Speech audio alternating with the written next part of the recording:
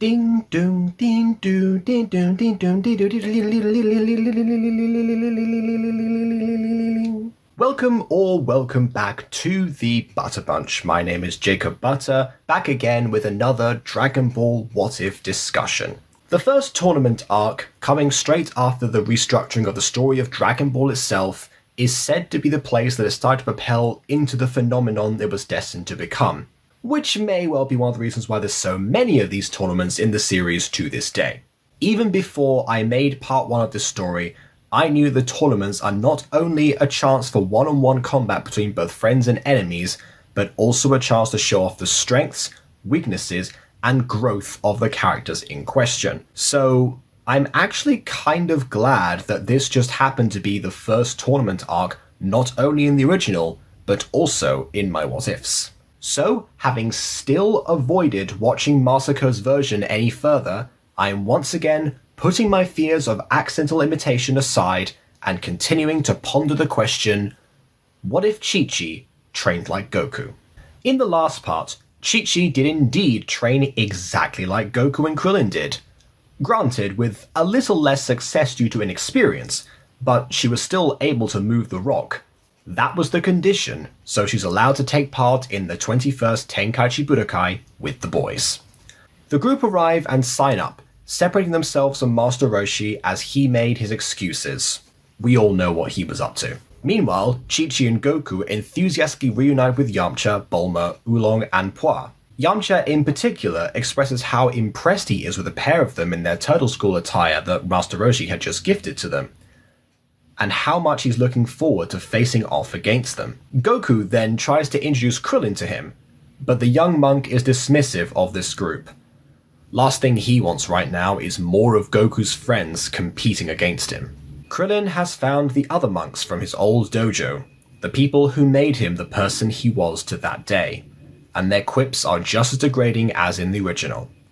The problem this time was that thanks to his jealousy of Chichi, he hasn't gone through his arc of acceptance, nor has he let Roshi's lessons in humility sink into his consciousness just yet. Having this much weaker girl around only cemented his belief that he was so much better, and that all of the special favors his master gave her, which was actually just Roshi catching her up to speed since the Ox King had retaught me techniques, were a completely unfair act of pity. So, when the qualifiers actually began, the outcome of Krillin's fights was the same, but his attitude was totally different. The monk is quick to return every mean thing they ever said to him, crushing their spirits as well as their bodies and pride. It seems that in this story, training under the Turtle Hermit has only made Krillin worse, a thought which is cemented by a look of concern from Jackie Chun in the corner. Everything else in the qualifiers remains the same, with one obvious exception, Chichi herself. In her final match, the opponent who would have gone on to win a spot in the tournament attempts to use his merry-go-round gum to encase her, but the Princess of Fire Mountain has her own ace up her sleeve. She destroys the gum by a swift motion of the arms, like so. This motion creates 2 small bursts of concentrated ki, which act like boomerang-style knives, finally slicing the material in front of them. This is what Chichi has been working on with Roshi, as the hermit had warned her that she wouldn't be able to use her helmet in the tournament. This was a way to not only replace the boomerang knife thing on that device, but also teach Chichi how to concentrate what little ki she could muster at this point, and channel it so nothing is wasted. Incidentally, this is the same principle behind the Kamehameha, at least at first. I got the idea from a Mondo Cool video about Gine coming to Earth with a baby Kakarot, not to be confused with the Masako X take on that story. Links to both the video and the fan manga will be in the description. Point is, that particular foe then quits out of fear and does not advance this time around. And that foe was Giran. Yep, this guy. One half of by far the weakest fight in the whole tournament, or at least one of the contenders for that position, depending on how you look at things. Which means the roster consists of Krillin, Goku, Yamcha, Jackie Chun, Nam, Ranfan, Bacterian, and of course, Chichi. She had done what her original self did before, and made it to the quarterfinals 6 years earlier. But who was she going to face first? Well, initially I was going to keep the matchups in the tournament exactly the same, except for replace Giran with Chichi.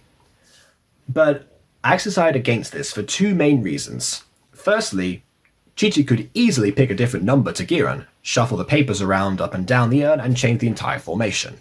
But the second reason is even more important. The tournament arcs in OG Dragon Ball, more than perhaps anywhere else excluding some of the matchups in Super, display challenging and new one-on-one interactions between the characters. They're action-driven, sure, but the investment doesn't come from just seeing who beats up who, but figuring out why it matters. This is an argument put forward by Totally Not Mark in his full analysis of the Dragon Ball manga, also in the description. And since the first two tournaments were part of my brother's ever-inconsistent manga collection, I can 100% agree with this assessment. So, as Masako would say, I'm going to pull a Toriyama and go with what works best dramatically. Which means the formations now are Bracket 1, Krillin versus Nam. Bracket 2, Chichi versus Yamcha. Bracket 3, Goku versus Ranfan. Bracket 4, Bacterian versus Jackie Chun. So first up, we have Krillin versus Nam. I chose this pairing because the 21st Tenkaichi in particular does one other thing extraordinarily well that I almost never see discussed.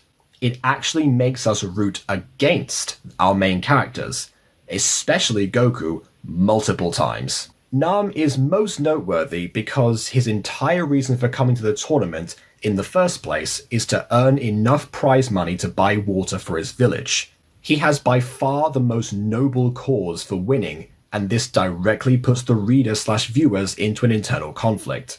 As far as we know, if the protagonists win, he goes home with nothing, and many people die of thirst. Conversely, jerk though he may be, we've seen Krillin's progress up to this point and how he became who he was.